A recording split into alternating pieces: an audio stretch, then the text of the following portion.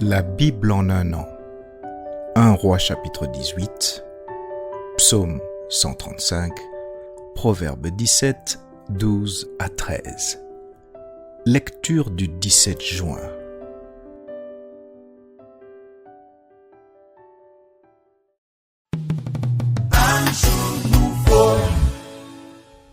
Actes chapitre 11. Les apôtres et les frères qui étaient dans la Judée apprirent que les païens avaient aussi reçu la parole de Dieu. Et lorsque Pierre fut monté à Jérusalem, les fidèles circoncis lui adressèrent des reproches en disant « Tu es entré chez des incirconcis et tu as mangé avec eux !» Pierre se mit à leur exposer d'une manière suivie ce qui s'était passé. Il dit « J'étais dans la ville de Jopé et pendant que je priais, je tombais en extase et j'eus une vision. Un objet, semblable à une grande nappe attachée par les quatre coins, descendait du ciel et vint jusqu'à moi. Les regards fixés sur cette nappe, j'examinais et je vis les quadrupèdes de la terre, les bêtes sauvages, les reptiles et les oiseaux du ciel. Et j'entendis une voix qui me disait « Lève-toi, Pierre, tue et mange. » Mais je dis « Non, Seigneur, car jamais rien de souillé ni d'impur n'est entré dans ma bouche. » Et pour la seconde fois, la voix se fit entendre du ciel.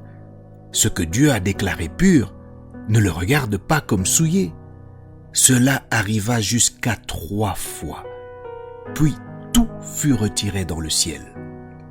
Et voici, aussitôt 3 hommes envoyés de Césarée vers moi se présentèrent devant la porte de la maison où j'étais. L'Esprit me dit de partir avec eux sans hésiter. Les 6 hommes que voici m'accompagnèrent, et nous entrâmes dans la maison de Corneille. Cet homme nous raconta comment il avait vu dans sa maison l'ange se présentant à lui et disant « Envoie à Jopé et fais venir Simon, surnommé Pierre, qui te dira des choses par lesquelles tu seras sauvé, toi et toute ta maison. » Lorsque je me fus mis à parler, le Saint-Esprit descendit sur eux comme sur nous au commencement. Et je me souvins de cette parole du Seigneur. Jean a baptisé d'eau, mais vous serez baptisés du Saint-Esprit. Or, puisque Dieu leur a accordé le même don qu'à nous qui avons cru au Seigneur Jésus-Christ, pouvais-je, moi, m'opposer à Dieu?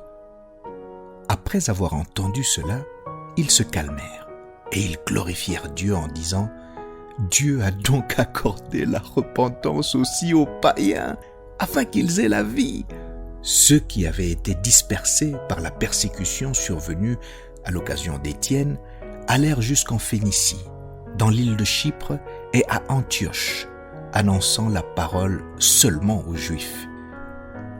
Il y eut cependant parmi eux quelques hommes de Chypre et de Cyrène, qui, étant venus à Antioche, s'adressèrent aussi aux Grecs et leur annoncèrent la bonne nouvelle du Seigneur Jésus. La main du Seigneur était avec eux, et un grand nombre de personnes crurent et se convertirent au Seigneur. Le bruit en parvint aux oreilles des membres de l'église de Jérusalem, et ils envoyèrent Barnabas jusqu'à Antioche. Lorsqu'il fut arrivé et qu'il eut vu la grâce de Dieu, il s'en réjouit, et il les exhorta tous à rester d'un cœur ferme attaché au Seigneur. Car c'était un homme de bien, plein d'Esprit Saint et de foi. Et une foule assez nombreuse se joignit au Seigneur. Barnabas se rendit ensuite à Tarse pour chercher Saul. Et l'ayant trouvé, il l'amena à Antioche. Pendant toute une année, ils se réunirent aux assemblées de l'Église et ils enseignèrent beaucoup de personnes. Ce fut à Antioche que pour la première fois, les disciples furent appelés chrétiens. En ce temps-là, des prophètes descendirent de Jérusalem à Antioche.